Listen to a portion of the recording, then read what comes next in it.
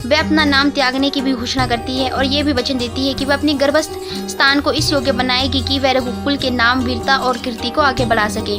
माता सीता कहती है कि एक दिन उनकी संतान की वीरता के सामने अयोध्या की प्रजा गिड़गिड़ाकर उनकी पवित्रता को स्वीकार करेगी और घुटने पर गिरकर क्षमा याचना करेगी। माता सीता श्री राम के चरणों में झुककर निवेदन करती हैं कि पति की आज्ञा के बिना वे कुछ भी नहीं कर सकती। श्री राम व माता सीता इक्ष्वाकु वंश के पूर्वजों के कक्ष में हैं। वे दोनों जान चुके हैं कि प्रजा माता सीता की अग्नि परीक्षा की विश्वसनीयता पर प्रश्न चिन्ह लगा चुकी है। श्री राम राजपाट त्याग कर माता सीता के साथ वानप्रस्थ का मन बना चुके हैं, किंतु माता सीता उन्हें राजधर्म निभाने के लिए उनके संकल्प का स्मरण कराती हैं और स्वयं वन जाने का निर्णय सुनाती हैं। माता सीता कहती है कि उन्हें अपने निर्णय का पालन करने के लिए श्री राम की आज्ञा चाहिए, क्योंकि पति की अनुमति के बिना नारी अपने किसी भी धर्म अथवा वचन का पालन नहीं कर सकती। वे कहती है कि अन्यथा परिस्थितियों में अपने ऊपर लगे कलंक को मिटाने के लिए उनके पास अपनी ही योगाग्नि में जलकर भस्म होने के अतिरिक्त कोई रास्ता बाकी नहीं बचेगा।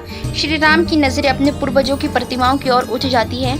माता सीता के दृढ़ संकल्प के सामने रघुकुल के राजा को हारना पड़ता है। माता सीता के बुलावे पर लक्ष्मण जी मध्य रात्रि तैयार होते हैं। उन्हें सच्चाई का पता नहीं है, इसलिए वे उर्मिला को अनुमान से बताते कि भाभी ने कुछ दिन ऋषि पत्नियों के साथ रहने की इच्छा व्यक्त की थी। संभवतः वे इसलिए वन जाना चाहती हैं। माता सीता भगवा वस्त्रों की पोटली तैयार करती हैं और स्वयं भी साध्वी वेश धारण करती है। वे रात के अंधेरे में चुपचाप निकल जाना चाहती हैं। श्री राम एक बार पुनः माता सीता पर अपना निर्णय बदलने के लिए जोर देते हैं।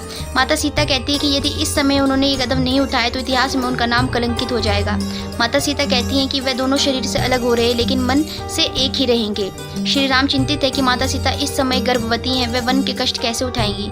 तब माता सीता एक वीरांगना की भांति कहती हैं कि स्त्री अबला नहीं होती, वह शक्ति स्वरूपा है। वह प्रमाणित कर देगी कि असली शक्ति अस्त्र शस्त्र में नहीं है, नैतिक चरित्र और धर्म में होती है, और यही शक्ति मनुष्य की रक्षा करती है। माता सीता कहती है कि प्रजा उनकी संतान है, उसने माता पर लांछन लगाया है। अब हमें ऐसा कर्म करना है कि एक दिन प्रजा पश्चाताप में हमारे चरणों में गिरकर क्षमा मांगे।